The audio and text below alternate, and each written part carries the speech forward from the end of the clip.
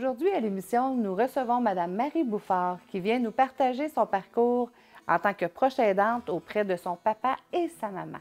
Bonne émission!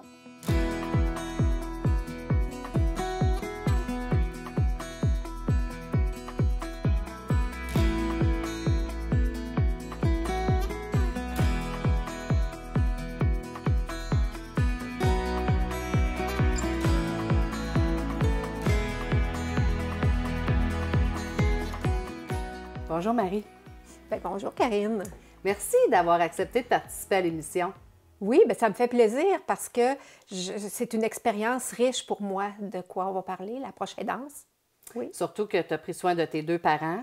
Oui. D'une façon très différente. Vraiment différente parce que et papa et maman n'avaient pas les mêmes besoins en fin de vie et tout ça, fait qu'on a dû s'ajuster. Alors, on va commencer en premier. J'aimerais que tu nous parles. En premier, on commence par ton papa ou ta maman?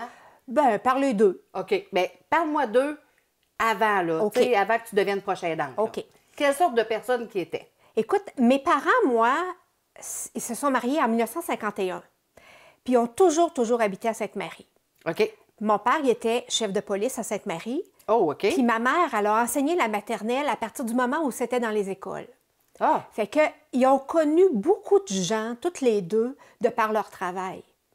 Okay. Fait qu'ils connaissaient beaucoup de monde, puis ils rencontraient beaucoup de monde. Bon, puis c'était deux personnes qui étaient amoureux pour la vie. Ils ont eu 3 enfants, fait que moi, j'ai 2 frères. Bel exemple d'amour que tu veux dire. Ah, là. vraiment, vraiment. Puis j'ai un frère qui est un petit peu plus vieux que moi, Michel. Lui, il est criminologue dans la vie. Il est à la retraite maintenant. Puis mon frère, qui est plus jeune, Martin, lui, bien, il est avocat. Mais moi, j'ai fait un cours d'infirmière dans mon jeune temps, mais j'ai été infirmière juste 1 an parce que j'ai choisi d'avoir des enfants puis de rester à la maison. Correct. Fait qu'on n'a pas les mêmes forces, on n'a pas les mêmes talents, mais on a été toutes les 3 proches de papa et de maman. Papa et maman avaient chacun leur auto. Papa et maman faisaient toutes leurs commissions. J'ai jamais magasiné avec maman pour des vêtements. J'ai jamais été avec elle chez la coiffeuse. Puis elle y allait toutes les semaines.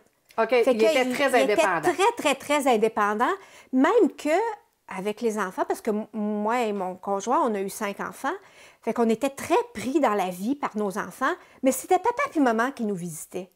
Ah, c'est bien cute. Plutôt que nous qui allions les visiter. Okay. Fait qu'ils venaient, ils nous sentaient dans le pétrin, maman arrivait avec de la bouffe, papa était toujours prêt pour peinturer, pour bricoler, pour faire quoi que ce soit. Fait qu'il était manuel, ton papa? Mon papa était, à ses heures, très manuel. OK. Puis mon papa, il a passé beaucoup plus, François qui s'appelle, il a passé beaucoup plus de temps avec mes frères parce qu'il y avait une érablière. Fait qu'il allait à la cabane avec mes frères, puis il y avait une terre à bois. Fait qu'il allait à la terre à bois avec mes frères, alors que moi, je faisais pas ça. Fait qu'eux autres, ils ont eu une vie remplie avec papa du temps que papa était en forme. Moi, j'ai été peut-être un petit peu plus proche de maman, puis j'avais pas les mêmes talents qu'eux, fait que c'est comme ça que ça s'est passé. D'accord. On s'est aperçu à un moment donné que maman, elle avait un peu plus d'anxiété, qu'elle prenait un petit peu des notes, qu'elle nous faisait répéter des choses. Puis là, ils se sont en allés au Château Bellevue, tous les deux. Qui a décidé ça? Les deux ensemble ont décidé qu'ils étaient prêts pour s'en aller au Château Bellevue. Ils ont attendu l'agrandissement en avant, puis ils ont choisi un appartement, celui qui était sur le coin en avant. Fait qu'il y avait la vue sur toute la ville, sur les autobus le matin, les enfants dans la cour de récréation. Pour eux autres, là, ils étaient à la meilleure place. Puis surtout que ta maman elle a été professeure. Oui, fait que c'est ça. Fait que là, tu me parles de signes que vous vous êtes rendu compte avec ta maman. Mais Oui. tu as sauté tout de suite sur le déménagement. Alors, est-ce que ça a été décidé à cause de ces débuts de signes-là ou ça n'a pas rapport? Ça n'a pas été décidé pour ça. OK. Ça n'a pas été décidé pour ça. Puis, mais c'est un choix qu'ils ont fait de dire, écoute, allons-nous-en, on n'aura pas d'entretien à faire. Puis à cette époque-là, bien là, papa, il a vendu sa terre à bois à un de mes frères, il a vendu sa cabane à sucre à un de mes frères. Puis moi, j'ai acheté le chalet où on habite présentement quand ils ont choisi de vendre leurs biens pour s'en aller vivre au château. OK. Alors, si je comprends bien, ta mère, elle avait commencé à avoir des signes, mais ton père, il s'en rendait-tu compte? Ah, à peine. Fait qu'il n'en parlait pas? Non. OK. C'est plus toi et tes frères qui s'en ont rendu compte? Bien, je te dirais que c'est plus moi OK. et un de mes garçons. Parce que moi, j'ai un fils, Louis-Frédéric, Ouais. qui travaille comme coordonnateur de milieu de vie dans les CHSLD. Ah! Fait que lui, il était capable de nommer des choses oui. par rapport à maman. Ah, OK. Fait que c'est lui qui a Oui. commencé à t'en parler. Ben moi qui en a parlé avec lui, en OK. tout cas, à un moment donné, ça se fait ensemble, là. Et un jour, je me suis assise genou à genou avec maman. Puis je lui ai dit, maman, dis-moi comment tu vas. Elle m'a répondu, ben je vais bien. J'ai dit, non, tu as une deuxième chance, là. Ah. Maman, je veux que tu me dises, toi, tu trouves que ça va comment? Là, elle m'a dit, ben je vieillis, hein, puis je pense que j'en perds un peu. Pendant que je parlais avec maman, papa pleurait parce que lui aussi, il avait vu des signes. Mais lui, il ne voulait pas que maman se fasse de l'Alzheimer. Papa, il ne voulait pas jamais entendre ce mot-là. En tout cas, finalement, maman a été consultée, puis elle a eu un diagnostic. Je les ai accompagnés dans le diagnostic. Mais papa, il ne voulait pas qu'on dise le mot. Eh mon En Dieu. sa présence. Il prenait ça dur, hein? Ah, il prenait ça vraiment, vraiment dur. Mais laisse-moi 2 secondes pour revenir à... Vous êtes allé chercher le diagnostic. Raconte-moi comment on fait ça. Tu sais, comment vous avez apporté l'idée? Ça a-tu été facile? Viens avec moi, on va aller prendre un rendez-vous? Bien là, j'ai dit à maman, écoute, maman, si tu t'aperçois que tu as des petits manques, là, tu sais qu'il faut qu'on vérifie ça, hein? OK. Parce que, tu sais, si jamais tu as quelque chose de précis, ben peut-être qu'on peut faire quelque chose. Ça fait que son médecin de famille était le docteur Mathieu, et c'est son épouse, le docteur Mathieu, qui était infirmière puis qui faisait passer les tests. Fait qu'elle est venue faire les tests avec maman, puis après ça, on a eu le diagnostic d'Alzheimer qui était commencé. Ce qui lui permettait d'avoir une médication qu'on appelle un peu comme parachute. Ça veut dire, ben ça ralentit la descente, mais ça ne l'arrête pas. Okay. Fait qu'on est embarqué un peu dans ce processus-là. Et pour papa, c'était difficile parce que papa, lui, il voulait garder maman dans le présent. Quand maman demandait la même chose, il disait « Colette, pense-y, Colette, pense-y. » Il ne voulait pas qu'elle ait des pertes de mémoire. Papa, il ne voulait pas que ça perde. Ça faisait en sorte que son insistance rendait maman anxieuse. Ben oui. La rendait nerveuse. Fait que c'était plus difficile encore parce qu'elle était stressée, parce que lui insistait pour que ça revienne. Pour qu'elle se souvienne. Oui. Mais comment vous avez géré ça avec tes 2 frères? Comment vous avez géré ça?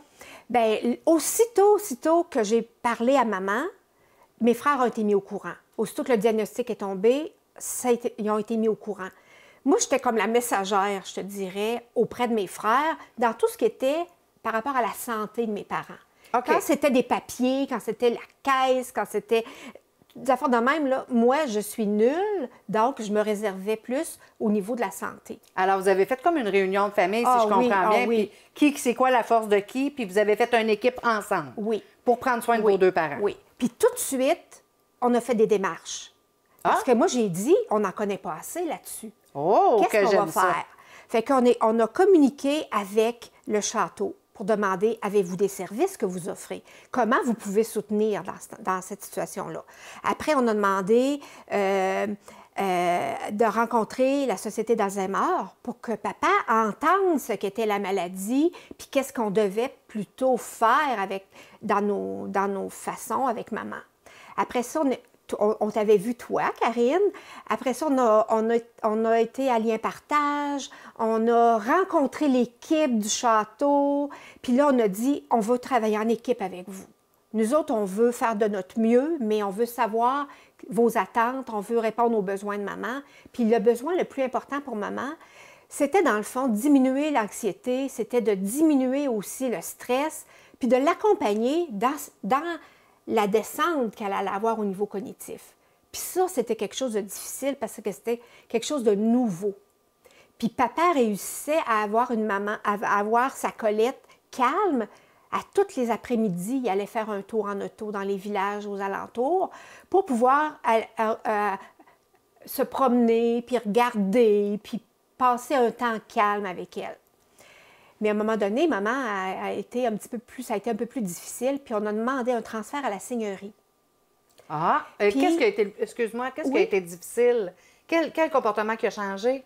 Elle est devenue, elle faisait de l'errance, elle se mettait en colère, elle était réactive.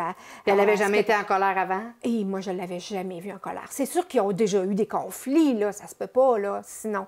Mais maman, je ne l'avais jamais vue en colère. Fait que vous saviez que c'était la maladie, là. Oui. Le fait Oui. qu'elle ne comprenait pas ce qui se passait, ça la mettait en colère. OK. C'est ça. Puis votre papa, comment il réagissait? Bien, papa, il nous a pas tout dit. Oh! Parce que papa, lui, c'était à la vie, à la mort. Fait que sa Colette, c'était à la vie, à la mort. Fait qu'il ne pouvait pas se plaindre. Il ne s'est jamais plaint de rien, papa. Fait qu'il ne s'est pas plaint de tout ça. OK. Fait qu'elle n'avait pas de place à la seigneurie. Par contre, ils ont accepté de venir la chercher tous les matins, qu'elle ait ses 3 repas à la seigneurie, puis venir rejoindre papa en soirée. Mais il a fallu que papa quitte l'appartement avant qu'il vienne la chercher, parce qu'elle s'accrochait à lui, puis là, elle était agressive, puis là, elle était méchante, puis là, elle voulait pas s'en aller, puis là, je veux pas m'en aller, puis je m'en irai pas, puis j'ai mal au cœur, puis elle a même été violente avec la personne qui venait la chercher, tant qu'elle s'accrochait à papa. Excuse-moi, ton papa, il a accepté qu'elle s'en allait toute la journée à la seigneurie? Papa, il avait besoin de répit. Oui, je sais. Oui, il avait besoin de Mais répit, il a accepté? assurément. Il a accepté. Wow! Comment vous avez dealé ça? On a dit ça. Papa, il entend raison. Tu comprends? Quand il comprend, lui, après ça, il prend une décision, puis il s'en OK. tient Fallait à qu'il ça. comprenne la raison du pourquoi de. Oui, tout à fait. Mais c'est que, au même moment, lui, il a eu une 3e chirurgie à une hanche. Fait qu'il ne pouvait plus vraiment s'occuper de maman. C'était nécessaire OK. que quelqu'un d'autre puisse voir Qui à lui ça. a expliqué? À? À ton père? Ben c'est moi. Ça l'a passé? Ça l'a passé. Mes OK. frères étaient d'accord, mes frères allaient dans le même sens, mais... Alors, c'est dans le ça. fond, vous aviez parlé ensemble, les frères et sœurs ensemble en premier, pour Oh, amener ça à ton père après? oui, mais- Tu sais, les méthodes là, que vous avez prises, là, c'est quoi les... Ben, quand on est allé à la Société d'Alzheimer, ben, mon père y était. Si mes 2 frères étaient disponibles, les 2 y étaient. S'il y en avait un des 2 qui n'était pas disponible, ben, on y allait avec ceux-là qui étaient disponibles. Tu sais, tout était dit, puis selon les disponibilités, puis selon les compétences, puis selon les intérêts, ben, il était présent ou pas. Ça dépendait. Tu sais, OK. on n'a pas exigé rien de personne, mais chacun a fait son bout de chemin. Ça a C'est été important, fluide entre nous 3, là. Puis Ça doit avec avoir papa, facilité aussi. Ça l'aide, là, ça, là. ben, je pense que c'est la clé, là. Ouais. C'est la clé. Puis dis-moi, elle a-tu fini par déménager à la seigneurie, finalement? Finalement, elle a fait 2 ou 3 mois de jour, puis finalement, elle a eu une chambre. Fait que là, on l'a installée avec des meubles qu'il y avait dans l'appartement, avec les cadres qu'il y avait dans l'appartement. Tu sais, on a déshabillé papa pour habiller maman, là. Puis ça a été difficile. Ça a été difficile parce qu'elle réclamait papa. Elle allait au poste, puis il est où François? Puis François, vas-tu venir? Puis à quelle heure qu'il arrive? Puis il est où François? Avez-vous vu François? François, s'en vient-tu bientôt? Fait qu'elle était harcelante avec ça. Puis elle n'a pas toujours été bien entendue puis bien comprise par rapport à ça. Bien, c'est parce que c'était son pilier, Elle vivait dans son ombre. c'est ça. Parce que quand elle a commencé à perdre un peu la mémoire, puis qu'on parlait, on s'est vite aperçu que quand elle dirigeait la conversation, on avait du plaisir avec elle. Mais que si on posait une question, François, Oui. puis là, il fallait que papa réponde à la question. Ouais, c'est Tu sais, je savais qu'elle était allée à des funérailles. Puis je disais, j'ai su qu'une telle est décédée, vous êtes allé aux funérailles. François, qui y avait aux funérailles? Tu sais, C'est François. François remplissait ses vides. Ouais. Puis, quand maman est entrée, c'était en décembre qu'elle est entrée à la seigneurie. Puis là, ils ont dit, on vous suggère de ne pas venir la voir pendant 1 mois. On ne comprenait pas trop l'intention derrière ça, mais il semblait que pour l'intégration, c'était préférable. Fait que papa, lui, maman est entrée le 20 décembre, quelque chose comme ça, et le 1er janvier, lui a dit, c'est pas vrai que c'est pas elle qui va avoir mon premier bec du jour de l'an, je vais l'avoir. Ah, c'est cute. Mais maman a été harcelante, elle a été pas fine avec lui. Puis, si tu me gardes pas, je m'en vais d'ici, puis je vais me sauver, puis je vais me coucher dans le garde-robe, puis je vais me laisser mourir, puis il faut que tu m'emmènes avec toi. Puis François, je sais jamais où t'es, puis là, je suis pas bien ici, puis là, tu m'abandonnes, puis... Fait que papa a vécu ça très, très, très, très, très difficilement. Fait qu'on a encore fait un regroupement avec les personnes qui étaient autour de nous pour dire, pouvez-vous l'aider quand il vient à ce qu'il puisse partir en douce? Parce que pour lui, c'est impossible de vivre ça. C'est très dur, là. Puis papa a des mensonges blancs, lui, il n'achète pas ça. Ah, OK. Il n'achète pas ça. Il dit pas, ben je vais aller chercher quelque chose dans l'auto puis je vais revenir. Non, papa, là, il dit pas ça, là. Il sait que c'est pas vrai. Fait qu'il dit pas. Fait que ça a été très, très, très difficile pour lui. Est-ce qu'il se confiait à vous? Lui, il n'avait pas besoin de nous en parler. OK. Mais nous autres, on allait chercher ce qu'il avait à dire, comment il vivait ça. Bravo. Oui. Parce que ça, c'était très important parce que le proche aidant, il tombe fatigué. Puis, tu sais, la plupart du temps, on s'occupe plus de la personne aidée que la personne qui aide la personne. Donc, vous avez bien fait ça. Vraiment une belle équipe. Oui. Dis-moi, ils sont décédés aujourd'hui, je crois? Oui, ils sont décédés. Bien, le fait que moi, je puisse me rapprocher beaucoup de maman, puis de la suivre dans le présent qui était plus le mien, mais qui était le sien, je la flattais. On chantait. On se berçait. Elle était cajoleuse. Elle était toujours contente quand j'arrivais. Elle m'a chanté Bonne fête le 6 janvier, puis elle est décédée le 15 février. Tu sais, j'avais dit la fête de ta plus belle fille, maman, aujourd'hui. Il faudrait bien que tu me chantes Bonne fête.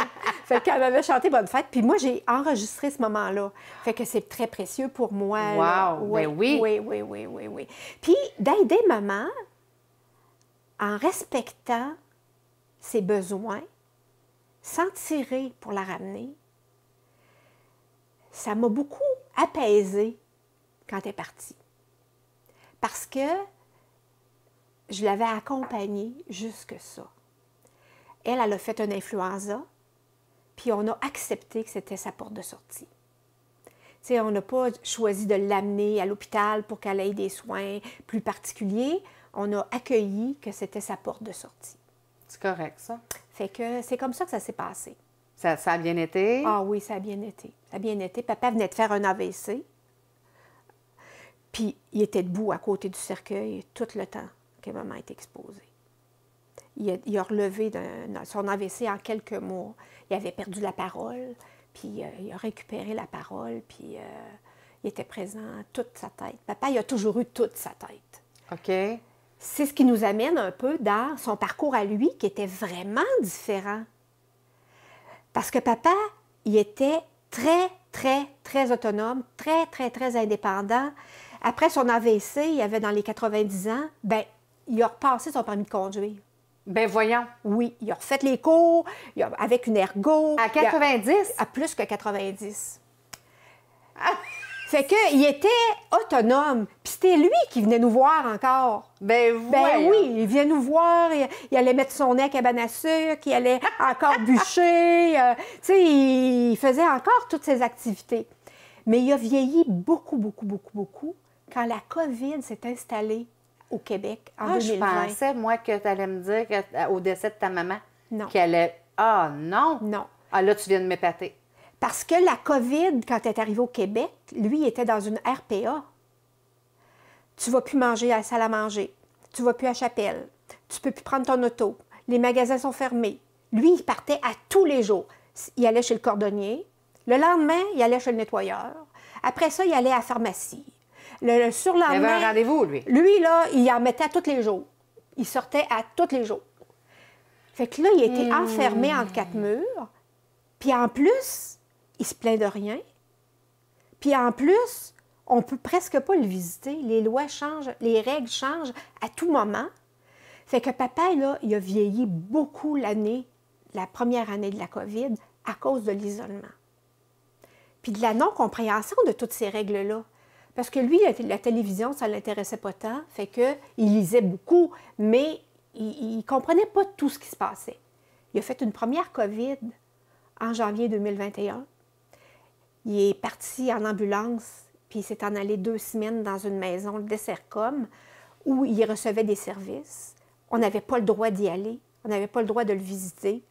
On ne pouvait pas y parler au téléphone. Et tout à coup, le médecin, chaque jour, me communiquait avec moi, qui, moi, communiquait avec mes frères pour leur expliquer. Là, pour papa, il se passe ça, il reçoit de l'oxygène, là, il décompense. Là, j'expliquais, mes frères étaient toujours au rendez-vous quand je voulais leur raconter ça.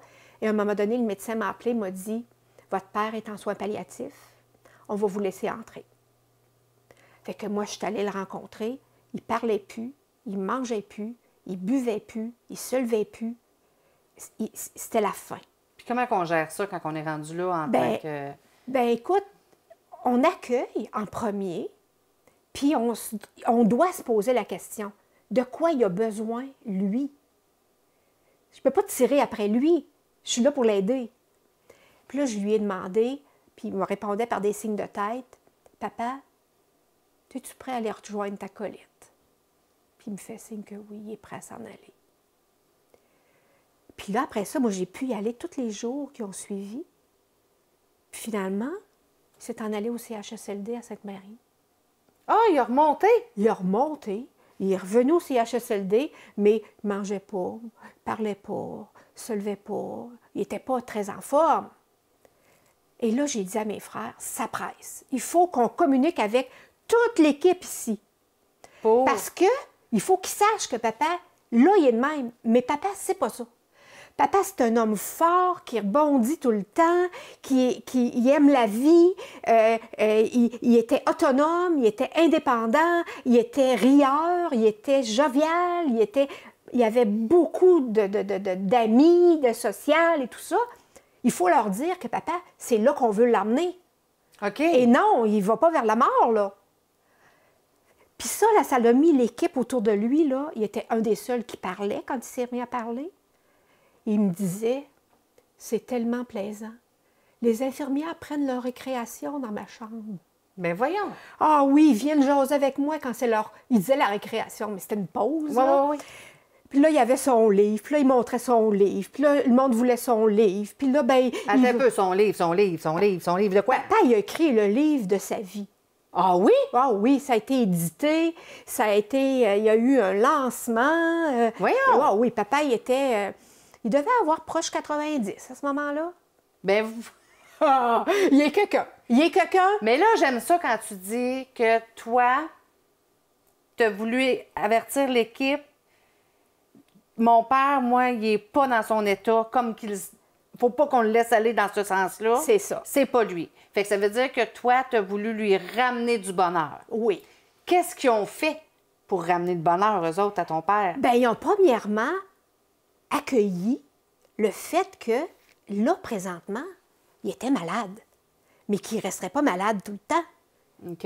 Il reprendrait vie. Mais pour ça, ça prenait de la stimulation. Il fallait que quelqu'un le force à marcher un peu, à se lever plus souvent, à aller manger avec d'autres personnes, qui reprennent goût. Toi, tu as nommé ces choses-là? Oui. Puis ça donnait bien parce que Louis-Frédéric, Ouais. lui, il est conseiller en milieu de vie dans le CHSLD à Sainte-Marie. Fait que C'est ton fils, ça? Oui. De tantôt, là, qui Oui. retenait les affaires à ta mère, là. Fait que lui, il allait voir papa, puis il était enjoué, puis le personnel nous croyait assurément que papa n'était pas dans son meilleur. Puis que nous autres, on n'attendait pas qu'il meure, là. On attendait qu'il remonte, là. Fait que tout le monde s'est mis de la partie. Ça a été beau, il a aimé son parcours là-bas. À un moment donné, on lui a dit, « Mais papa, voudrais-tu retourner au château? » Puis là, il dit, « Écoute, le château, pour moi, c'était les restrictions. » Ah, lui, il est resté avec la faim. Avec la restriction de, ils viennent me porter mon dîner à la porte, ils viennent me porter mon souper à la porte, je ne peux pas sortir. Puis là, il dit, ils viennent tous dans ma chambre. Oui, c'est ça. Là, c'était très différent. Ah, lui, il a beaucoup aimé ce milieu-là. Mais c'est parce que c'était pour plus autonome au château, son appartement. Oui. Tandis qu'au CHSLD, c'est des gens qui ont besoin, semi-autonomes, donc Oui. sont plus portés à la personne. Oui. OK, je comprends. Fait qu'il est très bien revenu de cette COVID-là, qui était en janvier. Puis après ça, à la fin de l'été, il a fait du Zona. Puis là, le Zona, ça a été... Écoutez, il pleurait la nuit, tant qu'il y avait de la douleur. Voyons. Puis là, il me disait, mais Marie, j'étais en train de perdre la tête. Je perds la tête. Mon Dieu. Puis là, moi, je lui disais, papa, tu perds pas la tête. Tu prends de la morphine. Ah, OK. Parce que tu as trop de douleur. Ah, c'est la Puis morphine. la morphine, là, ça te fait l'impression que tu perds la tête. Mais c'est juste pour le moment que tu as de la douleur. Ça va tout revenir, ça. Là, tout à coup, il me disait, mais Marie, je perds la tête. J'avais écrit sur un papier, j'ai le Zona, je suis très souffrant, je prends de la morphine, j'ai l'impression de perdre la tête, mais ça revient toujours. Puis ça, j'avais mis ça sur sa table. Ah, c'est une quand bonne il idée. me disait, ben Marie, je pense que je perds la tête. J'ai dit, lis donc ce qui est écrit pour voir. Là, il lisait ça. Ah bon. Ah, fait que dans le fond, c'est un bon truc, ça. Ben, en tout cas, pour lui, ça a été un bon truc. Puis en parlant de trucs, pour terminer, conte-moi un peu, qu'est-ce que tu conseillerais aux futurs proches aidants? Je leur conseillerais, je pense, de rapidement se faire des alliés dans les milieux de vie où sont les aidés. Parce qu'on veut être une équipe. Hein? Tu sais, être proche, quand nos parents ont eu besoin, ils sont devenus comme des enfants qui rentrent à l'école. Fait que nous, on était comme ceux qui doivent leur fournir tout ce qu'ils ont besoin. Les présenter à leurs professeurs. Puis faire équipe avec les professeurs. Mon Dieu, puis j'aime ça, vouloir tout comment le tu temps dis ça. être au courant. Puis dites-nous-le, on est collaborateurs, on va vous le dire, vous serez collaborateurs.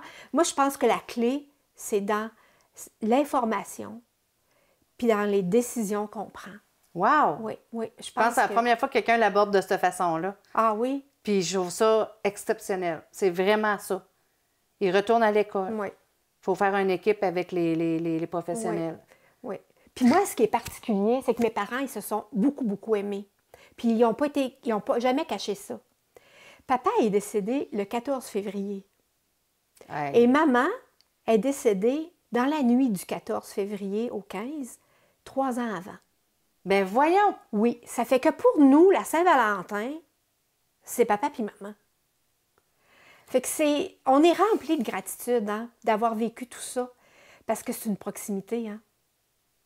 Mais il y avait beaucoup d'amour entre ton père et ta mère, ça, c'est sûr, sûr, sûr, sûr, sûr. Oui, vraiment. Quand je l'ai rencontré, c'est la première chose qu'il m'a dit. Moi, je l'aime, ma femme. Oui. Puis je veux son bien, puis je veux qu'elle soit heureuse, puis je veux qu'elle soit bien. Mais il disait tout le temps, je veux qu'elle soit bien. Fait que ça revient à tout ce que tu dis depuis tantôt. Lui, il voulait que Colette soit correcte. Oui. Il n'acceptait pas qu'elle soit malade. C'est de l'amour, ça, là. Oui, c'est de l'amour. Caroline. Oui, oui. Puis le décès de ton papa, vite, vite, vite, vite, là, une minute. Il a refait une deuxième COVID OK. 1 an plus tard. Et là, il a dépéri. Son cœur est devenu en souffrance. Il est tombé comme dans un coma, puis il est parti. Il s'est endormi le dimanche soir. Il ne s'est pas réveillé, puis il est décédé le lundi. Puis c'était le... Mais on ben était oui. toutes avec lui. Toute la gang? Oui. Ben, mes frères sont venus le matin et tout ça. Bon, puis Wow. après ça, on a continué. Puis papa, qui a toujours cru à la Vierge comme la meilleure au monde, il a ouvert les yeux juste avant de mourir. Puis il a fixé la Madone sur le mur. Puis après, il a fermé les yeux, puis c'était fini. Fait que c'était un clin d'œil. Tu sais, nous autres, parce qu'on les a accompagnés, on était sereins quand ils sont partis. Parce qu'on savait qu'ils allaient là.